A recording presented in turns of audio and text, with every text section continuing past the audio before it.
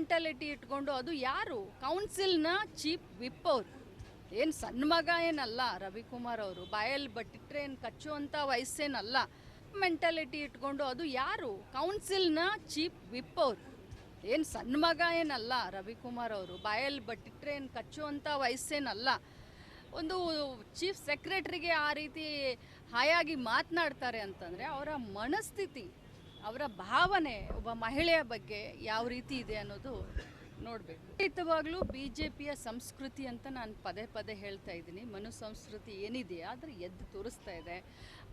ನಾನು ಮತ್ತೆ ಇದನ್ನೇ ಹೇಳಲಿಕ್ಕೆ ಬಯಸ್ತೇನೆ, ಅವರು ಕೂಡ ಒಂದು ತಾಯಿಯ ಗರ್ಭದಿಂದ ಹುಟ್ಟಿ ಬಂದಂಥವ್ರು. ಅವ್ರಿಗೂ ಬಹುಶಃ ಹೆಣ್ಮಕ್ಳು ಅವರ ಅಕ್ಕ ತಂಗಿಯರು ಇರಬಹುದು, ಅವರ ಹೆಂಡತಿ ಕೂಡ ಹೆಣ್ಮಗಳು, ಮಕ್ಕಳಿರ್ಬೋದು ಅವ್ರಿಗೆ. ಆದರೆ ಈ ರೀತಿ ಬೇರೆ ಹೆಣ್ಮಕ್ಳಿಗೆ ಮಾತನಾಡ್ತಾರಲ್ಲ, ನಿಮ್ಮ ಮನೆಯವ್ರಿಗೆ ಬೇರೆಯವ್ರು ಹಿಂಗೆ ಮಾತನಾಡಿದ್ರೆ ನೀವು ಸಹಿಸ್ಕೊಳ್ತೀರಾ? ಈ ಪ್ರಶ್ನೆ ನಾನು ಕೇಳಲಿಕ್ಕೆ ಬಯಸ್ತೇನೆ. ನೋಡಿ, ಇದು BJPಯ ಸಂಸ್ಕೃತಿಯನ್ನು ಎದ್ದಿ ತೋರಿಸುತ್ತೆ. ಯಾಕಂತಂದರೆ ರವಿಕುಮಾರ್ ಅವರು ಅಷ್ಟೇ ಅಲ್ಲ, ಪದೇ ಪದೇ ಈ ರೀತಿಯ ಅಂದಂಥ ಹೇಳಿಕೆಗಳನ್ನು ಮಹಿಳೆಯರಿಗೆ ಅಪಮಾನ ಮಾಡುವಂಥದ್ದು ಅವರ ಚಾಲಿಯಾಗಿಬಿಟ್ಟಿದೆ.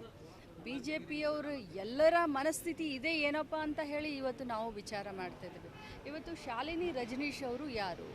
ಅವರು ಒಂದು ಸರ್ಕಾರದ ಚೀಫ್ ಸೆಕ್ರೆಟ್ರಿ, ಅಡ್ಮಿನಿಸ್ಟ್ರೇಷನ್ನ ಚೀಫ್ ಸೆಕ್ರೆಟ್ರಿ. ಹೇಗೆ ಶಾಸಕಾಂಗಕ್ಕೆ ಹೇಗೆ ಮುಖ್ಯಮಂತ್ರಿಯವರು ಇದಿರ್ತಾರೆ, ಹಾಗೆ ಅವರು ಕೂಡ ಅಡ್ಮಿನಿಸ್ಟ್ರೇಷನ್ ಡಿಪಾರ್ಟ್ಮೆಂಟ್ಗೆ ಅವರು ಕೂಡ ಚೀಫ್ ಸೆಕ್ರೆಟ್ರಿ. ಅವರ ನೈತಿಕ ಸ್ಥೈರ್ಯ ಕುಗ್ಗಬೇಕು, ಮಹಿಳೆಯರು ಯಾರೂ ಕೂಡ ಮುಂದೆ ಬರಬಾರ್ದು. ಅವರ ಒಂದು ಮನುಸ್ಮೃತಿ ಏನಿದೆ ಅಲ್ಲ, BJPಯವರ ತತ್ವ ಸಿದ್ಧಾಂತ ಅಂತ ಹೇಳ್ತಾ ಇರ್ತಾರೆ, ಮನುಸ್ಮೃತಿಯ ಏನಿದೆಯಲ್ಲ ಅದನ್ನು ಎಲ್ಲ ಕಡೆ ಬಿತ್ತನೆ ಮಾಡಲಿಕ್ಕೆ ಹೊರಟಿದ್ದಾರೆ.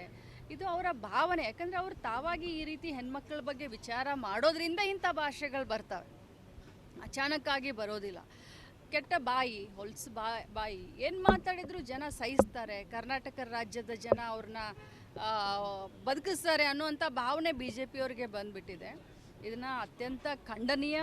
ಯಾಕಂತಂದರೆ ಹಾದಿ ಬೀದಿಯಲ್ಲಿ ಹೋಗುವಂಥ ಹೆಣ್ಮಕ್ಕಳಿಗೆ ಅವಮಾನ ಮಾಡಿದ್ರೇ ಅದನ್ನು ಖಂಡನೆ ಮಾಡೋದು ನಮ್ಮ ಸಮಾಜದ ಧರ್ಮ. ಅಂಥದ್ರಲ್ಲಿ ವಿಧಾನಸೌಧದಲ್ಲಿ 10 ಜನರ ಎದುರುಗಡೆ ರಾಜಾರೋಷವಾಗಿ ಒಂದು ಚೀಪ್